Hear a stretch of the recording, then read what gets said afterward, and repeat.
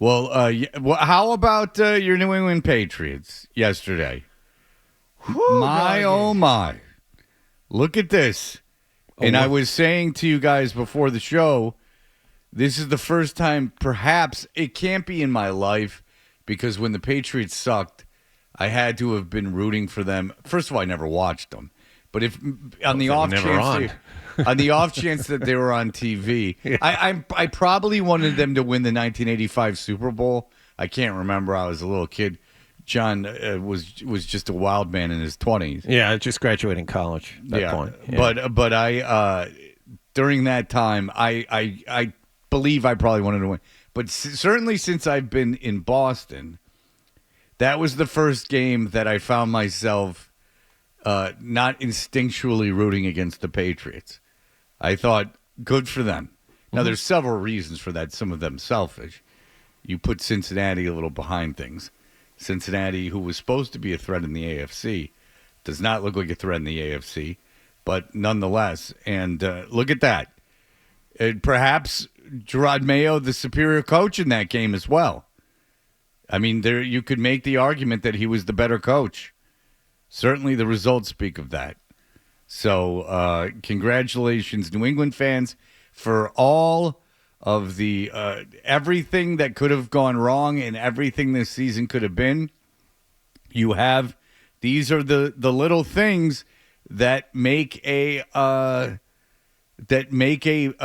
poor team's season bearable. Yeah, I was just happy you could take a deep exhale because you looked at the schedule and there was a very real possibility that they could have lost their first 4 or 5, and you're looking at it and go, thank God they won one. You don't have to worry about that now as the numbers roll up in the loss column. I'll tell you this. Very pleased. Seattle, I watched some of that Seattle game yesterday, and Seattle did not look over. No. In the first half, they were terrible. Yeah, they gave up 2 safeties in the first half. Yeah. Did they give up 2 safeties, or did they get 2 safeties? No, they gave up 2 safeties. Okay, they gave, because I didn't one see the because first of penalty, and one because one of the running backs got tackled in the end zone. But yeah, safeties are a weird thing terminology-wise, because I think they got the safety.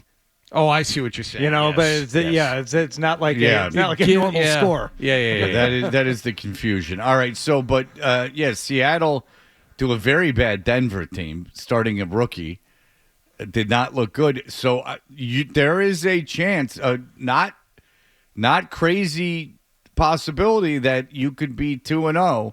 Well, we always looked at it as you got to get that win week 2 so you don't start the season 0-4. Exactly. That was like a foregone conclusion that you were going to lose week 1 on the road to the Bengals. You got to get that. You got to figure out a way to get a win at home in week 2. I'm not changing my opinion altogether because, as we've been talking about for weeks now, the different primers when it comes to watching a team in a rebuild era. One of the things is, I forget who said it, may have been Callahan, that these teams almost always will win one game, will get one upset or even 2 during a season and beat a team they shouldn't beat. Mm-hmm. Because, let's face it, when's the last team to go winless? Was it the 2008 Lions? Yes. Yeah, okay.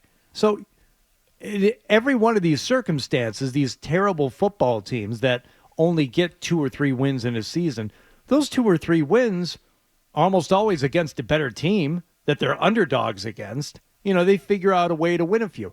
I hope that it is not just one of those outliers and there's more than 1 or 2 more wins somewhere, and they're based on the way they played yesterday. Sure. But that's what we're talking about today is what did we see in that game yesterday that'll give you some faith that it wasn't just that's one of those games that bad teams win every season. They get one win against a team they have no business beating. Go ahead. Cincinnati played poorly, and they didn't have T. Higgins, and Jamar Chase not only hadn't done anything in the preseason, he also was pouting the entire game and not getting off the field. They had 12 men on the field during a punt because he just wouldn't leave the field. He was pouting. So I mean, listen, they had their own issues. They have no running game. There's like a bunch of problems with that team. Patriots defense was solid. Remember, Keion White, we had hoped he'd showed up after you got rid of Judon, and he did. Gonzalez was good. Gonzalez was very good. Jamar Chase had a couple of catches, including one deep one, but that was against zone. That wasn't against man. Yeah, so Christian Gonzalez played looked well. good. So, yeah, you had young players that played well. The way they played it offensively, not turning the ball over, not throwing the ball really, is probably not a recipe for great success, but nonetheless goes against everything the NFL is these days. In fact, well, that's the only way they're going to win. It was like a playbook from 30 or 40 years ago. But don't tell me it was as boring as last year. No, last year was infinitely worse. Yeah, so infinitely worse. I told you, and this is not me being Kresge. I think anyone could have figured this out, but there was no way this season was going to be. No matter how bad they were, there was no way this season was going to be as boring as last season. That this had to be at least a little more entertaining because at least there was something new to root for. So, and I mean, they Brissett didn't turn the ball over. They had very opportunistic takeaways in that game.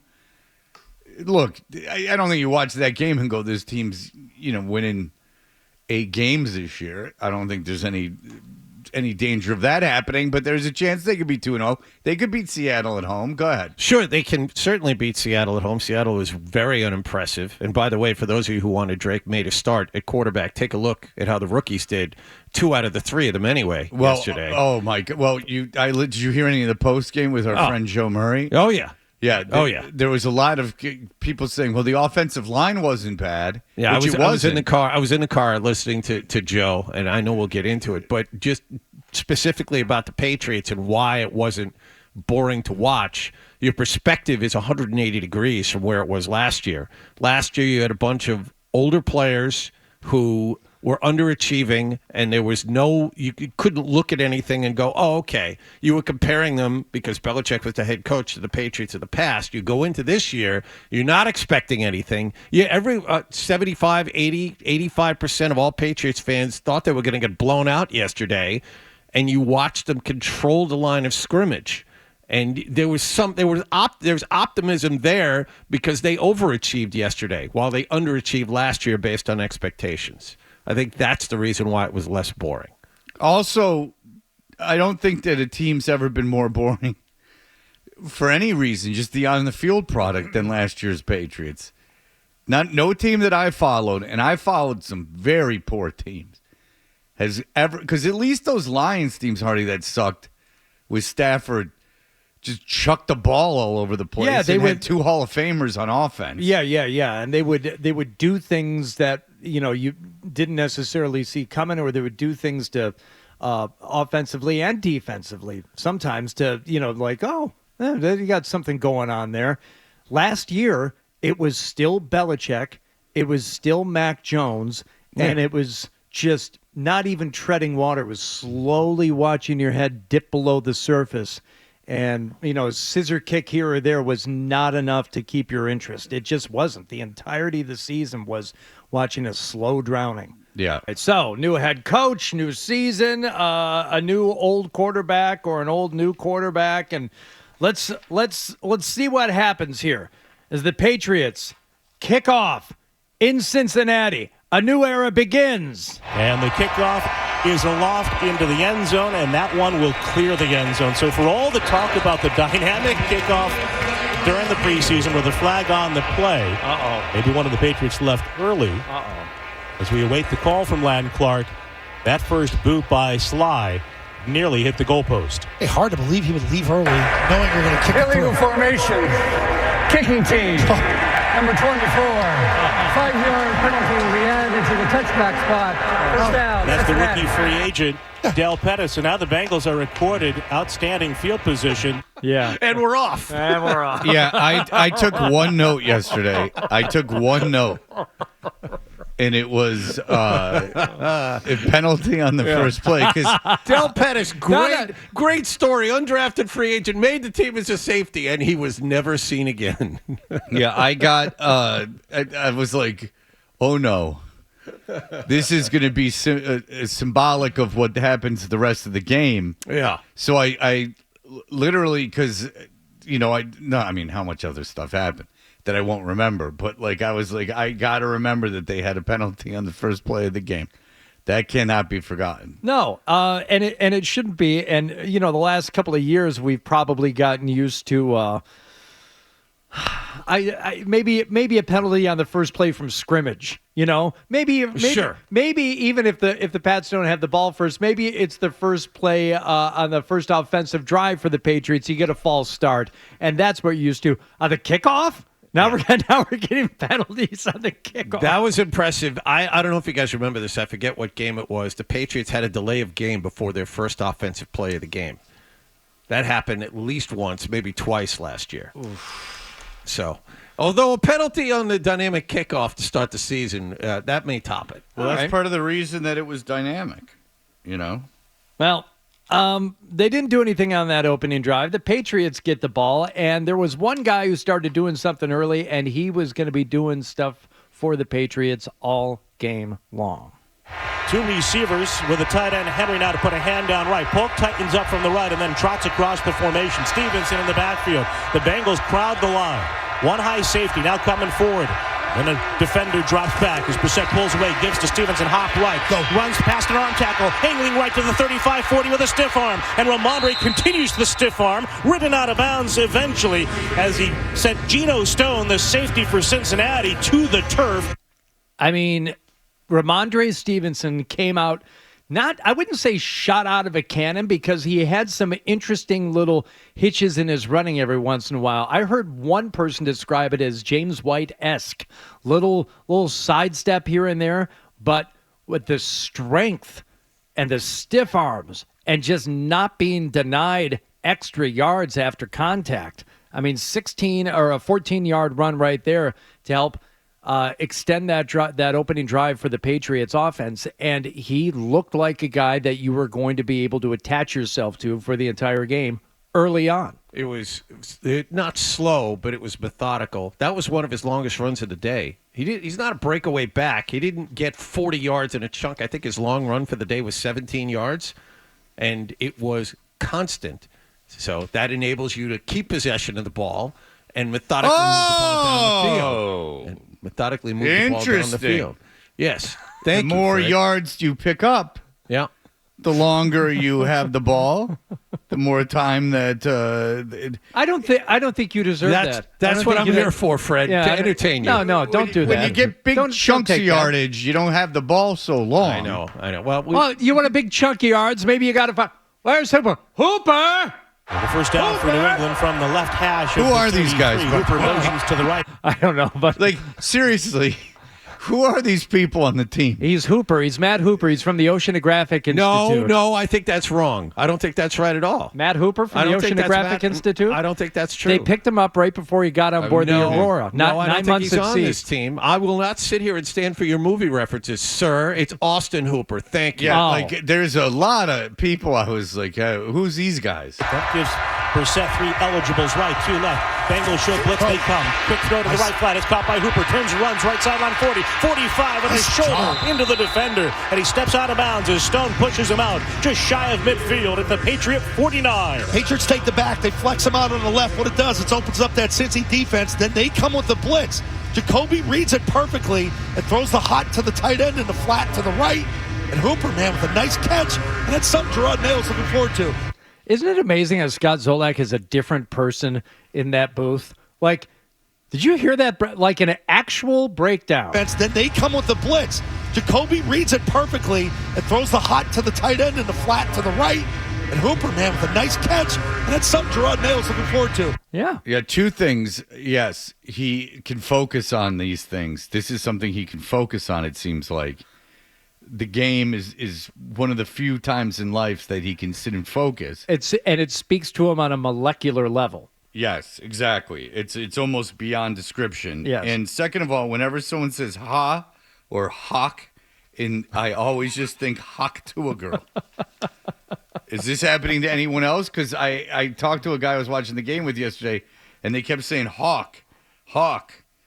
and I just the Hawk Tua girl has gotten so in my head. Every time I hear Hawk or Hot, I'm thinking Hawk Tua. Well, Jacoby Brissett By the way, these receivers blow.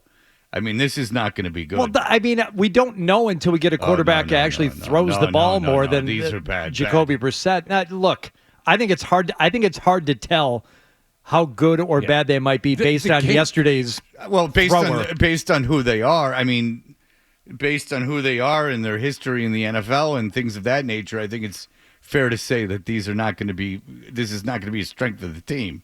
Well, the receiving core. What awesome pass did Jacoby Brissett throw yesterday? Or what did the pass they threw that they didn't haul in? So you're telling me if they had, Josh Allen, that these receivers would end up being average? I don't think so. I think it's too early to tell. Jalen Polk maybe, but besides that. Who on this team is which one of these receivers has any chance of being good? There are only two of them. There are only two of them, Polk and Demario Douglas. Those are the two. Okay. They threw one ball at Polk yesterday, yes, and he caught it. And Douglas, and if I'm a defensive coordinator and I look at that wide receiver crew, and yes, it's not very good, I do everything I can to make sure that Douglas is accounted for. All right. So you just proved my point. But yes, all I'm saying is if Pop Douglas is who they're focusing on in the passing game, your receivers suck. Why are you arguing with this? I'm not saying I think they're a little bit. All I said was I think they're a little bit better than you think. Who? I think that Jalen Polk could be good. He could be. Yes, but as a room, it's a terrible receiver room. Oh, there's nobody that's going to strike fear into the hearts of the opponents right now. But Is there a worse receiver room in the NFL? I know it's unfair because no one knows everyone's depth chart, but I have to assume it's by far the worst receiver room in the NFL.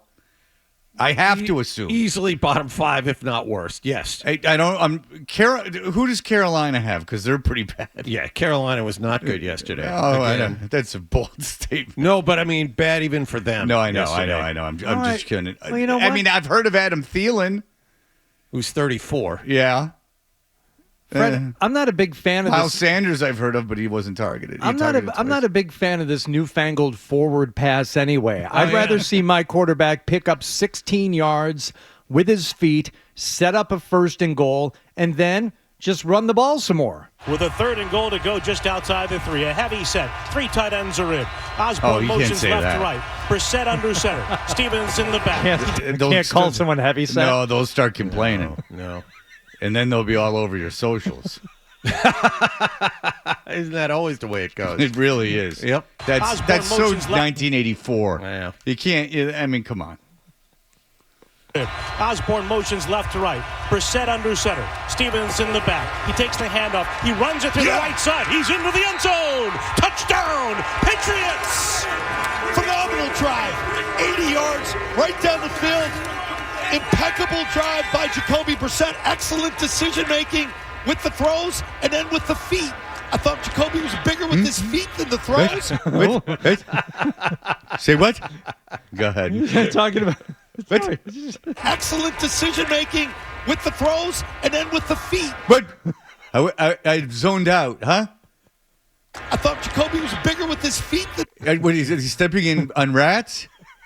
Go ahead, John. The throws, and of course, coming off the ball, going big there, Keion Wallach. Oh, went on the ball? Oh, because of the feet. Piggybacked off Fedarian Lowe. Piggies? And they, again, run that counter between the tackles, and Ramondre takes it in. That's big. It was big. Yeah, it's size 18. Go ahead. I'm not following that. You think I'm following that? Well, you had your hand up. I did. I did. All but right. Whatever I say is going to be useless after that. Oh, thank you. I'm here to disrupt. Cy, go ahead. What's going on, fellas? Yeah, I got to agree with Hardy. I think it's too early, and I think all we heard going into this game, the Patriots might not win a game. They suck. They're not going to be able to move the ball. And listen, I'm not saying they're a top team in the AFC, but they looked good yesterday. The offense looked way better than anything they did last year. And this team might not be good this year, but they're going to win some games this year. I told people the only room on this team that sucks is they got to address the offensive line. They got a good defense. They got a good tight end room. They got young receivers. They're going to win games. So I don't know how they're going to suck when there's only one weakness on the team. Whoa. We'll see. That's unfair because I never said that I said everything I've said so far has been positive. I said that You said they suck. They're going to be a bad team. I said that the receivers suck, and I said, well, I've said they're going to suck going into the season, and I do think that. I mean, let's be honest, they're not going to be a good team. But I said they could start 2-0. I said that that's an impressive win on the road. I said as much as Cincinnati played poorly, and you had turnovers at opportune times.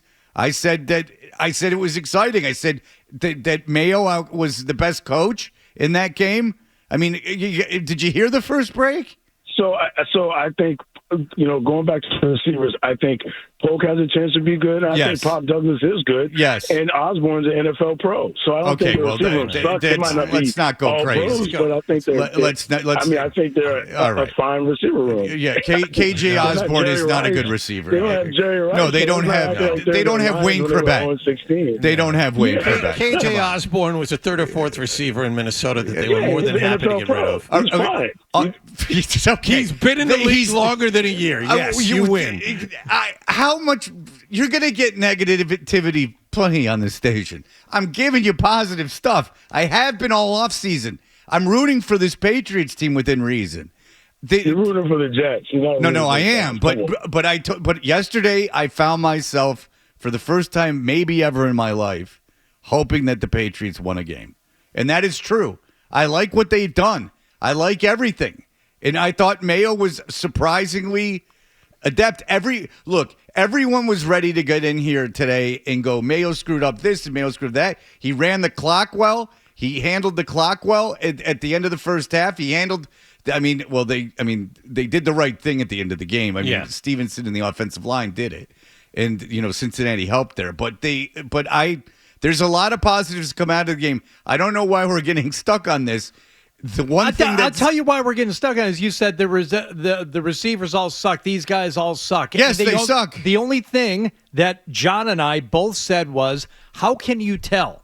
Based on, especially, and I'll stick to one guy, Demario Douglas. I don't know how you or anyone else can say he's either good or crappy at this point in his career. The room is a terrible receiving room. Fine. Polk could be good. Douglas is... If say Douglas can play 12 games in a season, he can be fine. But the receiving room blows. Tyquan Thornton sucks. Austin Hooper's not a good receiver. KJ Osborne's not a good receiver. On and on and on and on. It's undebatable. It's not based on yesterday's game. KJ Osborne not being good is based on his career. Austin Hooper not being good is based on his career. Is anyone thinking Tyquan Thornton's a serviceable receiver? He's terrible. We're getting caught on something very strange. It's like this little nugget everyone's hanging on to. When it's a fact, the receivers aren't good. Go ahead. Look, Gerard Mayo's game plan wasn't specific. Yesterday wasn't specific for Cincinnati. If the Patriots are going to win games, they got to do exactly what they did yesterday, and that involves ball control. Get whatever you can get out of Brissett. Yesterday it was under 150 yards. Maybe he gets to 200 one week while he's starting. Maybe he doesn't. Easy. But the way the Patriots are going to win games this season is what you saw yesterday. The defense has to show up. They have to run the football exceptionally well. They have to hold on to the football for long periods of time and keep both teams under 20. Let me just tell you right now, here's your benchmark. As long as Brissett throws for more yards than Ramondre Stevenson runs for, fair, and that happened yesterday by 1 yard. That's right. Then that's 121 yards to 120. But that's going to be good enough, and you shouldn't expect any more. Gerard Mayo told us this was going to happen Thursday. They asked him what was good about his offensive line. He said, "I like the way we run the football." He told us he was going to run the football yesterday. The pass blocking was not good. Getting back to your original point, Fred, he's not too keen on wide receivers either. He understands that he can't throw the football not to win. Yes. Okay. So I don't know why that was even a debate. But now as opposed to the future. That's the only but by the way, so the calls that came into Joe, and just as to stop people before, you can call it if you want, I guess. But I don't know why people just couldn't take the win and say that was nice. They're going, well, why didn't Drake May play? Because the offensive line played well. Well, a few things. May doesn't win that game, A. B, the offensive line did not pass block well. Brissett, how many times do you think Brissett might have to come out of the game? Oof. And then the nightmare begins that they had to rush May into a game. The regular season, as we found out yesterday across the NFL, is different than the preseason. Bo Nix looked like a world beater during the preseason. Did anyone watch him yesterday? Yes, he was. Caleb Williams. Look at all Caleb that Williams offensive. sucked. Take a look at all that offensive talent around him. He's built to succeed. Well, if you watched the Chicago Bears game yesterday, the offense didn't win in that game. I watched quite a bit of that game. Caleb Williams and Bo Nix were both terrible yesterday. Yeah, Caleb Williams did not look good yesterday. He did not. That's the difference between the preseason and the regular season. The Red Sox, the Patriots were right to sit that guy yesterday. And in the early season, you don't throw a rookie out there specifically because of what you saw yesterday. Yes. The Patriots made the right call. You don't play Drake May yet. Not a chance. No. And I don't know anything about that game that would make you think that. They didn't pass block well. They don't win that game with Drake May. Because Brissett didn't turn the ball over. That's the difference in the game. And that's why they got him. They got him. Exactly. He did exactly what he was supposed to do. Over. Right. I mean, listen, there was 121 yards receiving yesterday. Very narrow path to winning if you're the Patriots, and they managed to walk it yesterday. Good for them. And may do it again this weekend. They very well could. Seattle coming across the country. Seattle did not look like world beaters yesterday. Seattle did not look good. So that is a very real possibility. All right, we'll continue.